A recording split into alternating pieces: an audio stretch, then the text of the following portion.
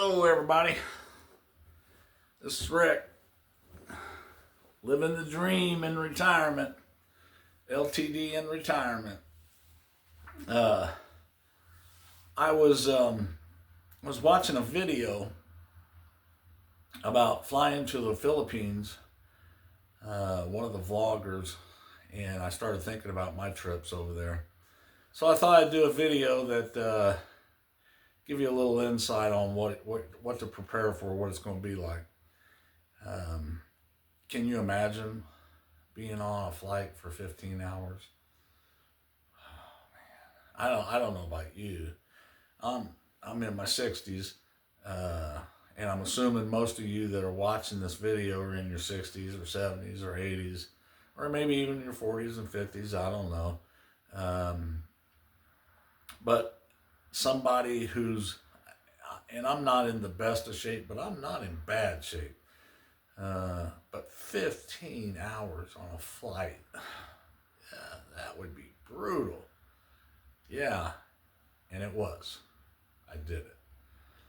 My very first time going over to the Philippines, I went, for some reason they had me flying into Chicago out of Indianapolis.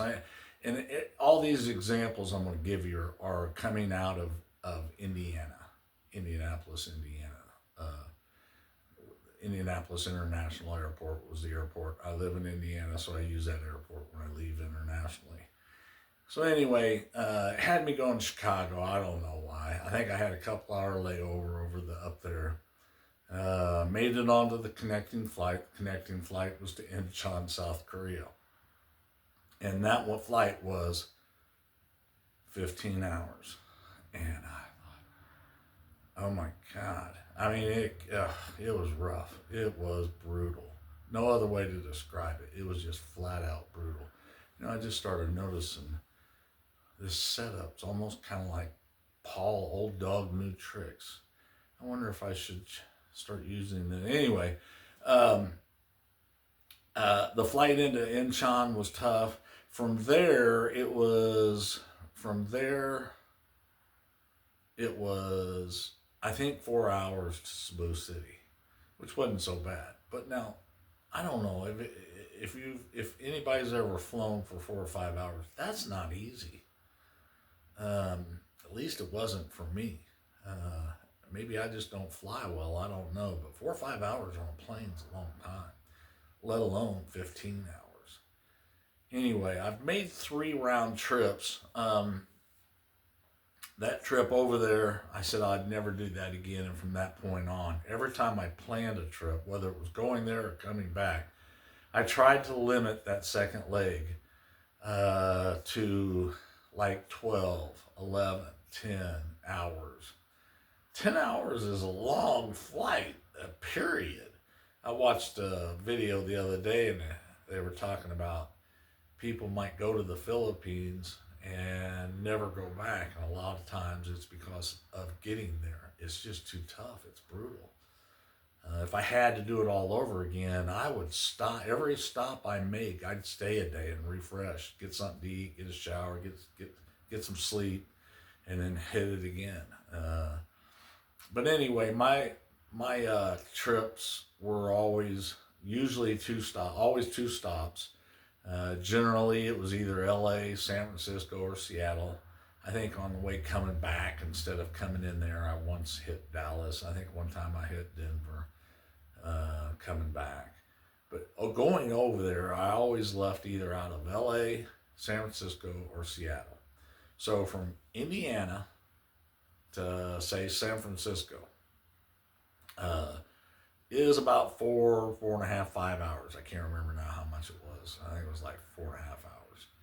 Had a couple hours layover, and then from there I went to Narita, Japan, and that was about 11 and a half hours from San Francisco. It was either San Francisco or Seattle. I can't remember which one, but from one of those to Narita, Japan was about 11 and a half, 12-hour flight. That is brutal. I'm telling you, it's tough. 10 hours is tough. So, and then from there to Cebu City would be another between 4 and 5 hours.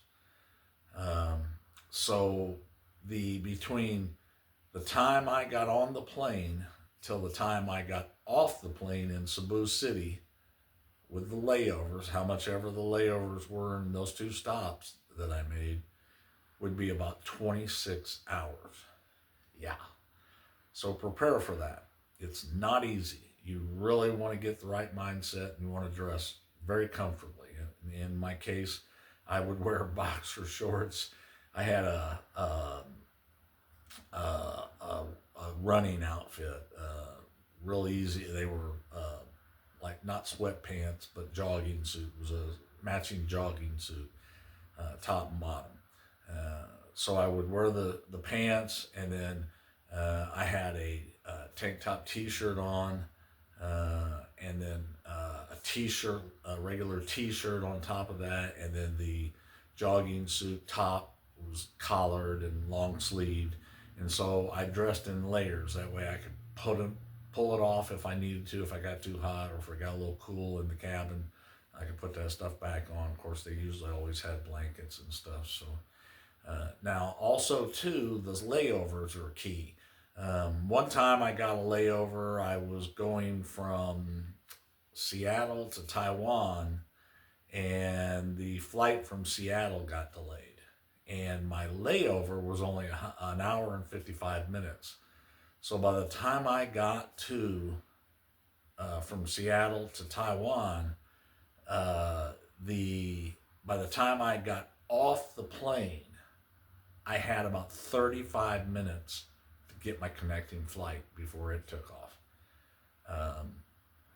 And on top of that, it was on the opposite side of the airport. I had to walk all the way from where I got off the plane once I arrived at the airport to all the way across the terminal, the airport, to the other terminal or the other gate. And it took me about 35 minutes to walk it. Needless to say, well, I shouldn't say needless. Anyway, they delayed the flight. I don't know if they held it up for me or what. I was the last one that walked on. I didn't see anybody after me. But maybe they were having to load luggage. I don't know what was going on, but all I know is that they ended up waiting. That was their fault. It was a connecting flight with the same airline, but I was able to make it barely. Had it been any other scenario, they probably wouldn't have waited me, and I'd have been out that flight, probably out that money. And because I didn't have enough time on that layover, it was only an hour and 55 minutes. I recommend at least 3 hours. Top of that, it gives you time to, use the restroom, sit out, take a little break, maybe even get a bite to eat. If you're checking luggage, so you can get through the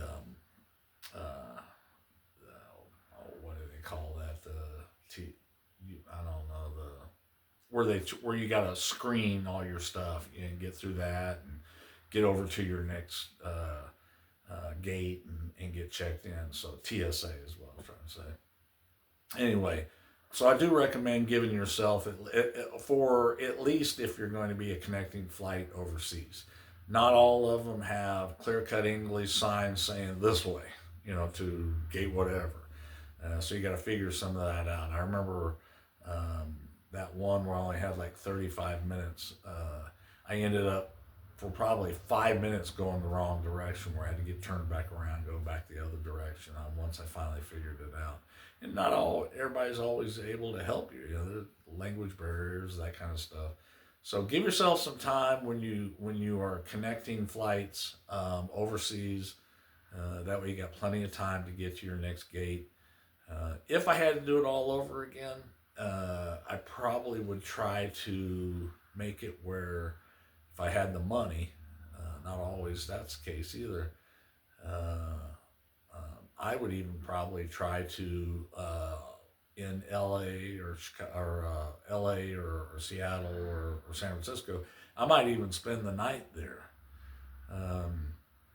That way, it gives me time to recoup, get something to eat, get a bite to eat, get some rest, shower, that kind of stuff. Because that second leg is really tough. It really is. And and I probably might even consider doing that when I leave, say like going from Seattle to Narita, Japan. I would even maybe stay a day in Narita, Japan, and recoup from that 11-hour flight, because it's really tough, even because right after you get off that flight, you got to go hit a 4 or 5 hour flight into Cebu City. So if you're able to and you can afford to, at the very least, if you can afford to get an upgraded seat where you got plenty of leg room, and if you like the window seat where you can kind of lay your head down, that's a good idea too. Um, and of course, if you can afford to go business class or first class, then by all means, that's going to make it that much easier. But when you're a guy like me and you're trying to survive on a little income, little fixed income, and you want to go overseas, you got to cut corners as much as you can and save as much as you can. I guess I gotta bite the bullet in some cases. So. But I'd try to get that window seat, man. You get a little lean time over there, makes it a little easier. And if you get that leg room, that's always good. I always too would take some. I always took a flight. Tried to get a flight where I had a personal bag, carry-on bag, and I had my check-in luggage. When I checked my luggage in, I'd have my carry-on bag, which was a roller type of bag, it's a little small suitcase, and then my personal bag, which is usually really just a backpack. I would also put some things like beef jerky and some dried apricots, some fruit, something like that, or if you want a little candy or something, put that in there, because not always do they serve you the food you want to eat, I guess, on these flights. I was lucky. It seems like almost every time I went on something, the food was okay to me. I didn't mind it. I'm not real picky when it comes to that. But some people, it might be a little different. But anyway, there's a lot of things to consider. I don't know if I mentioned this. By all means, you want to take into consideration the time that it takes to do this, the overall amount of time, anywhere from 26 to 30 to even more hours, depending on what your layovers are. And then try to think about the time you arrive when you get there. The first time I went there, it was like midnight by the time I got outside the terminal in Cebu, Cebu City Airport.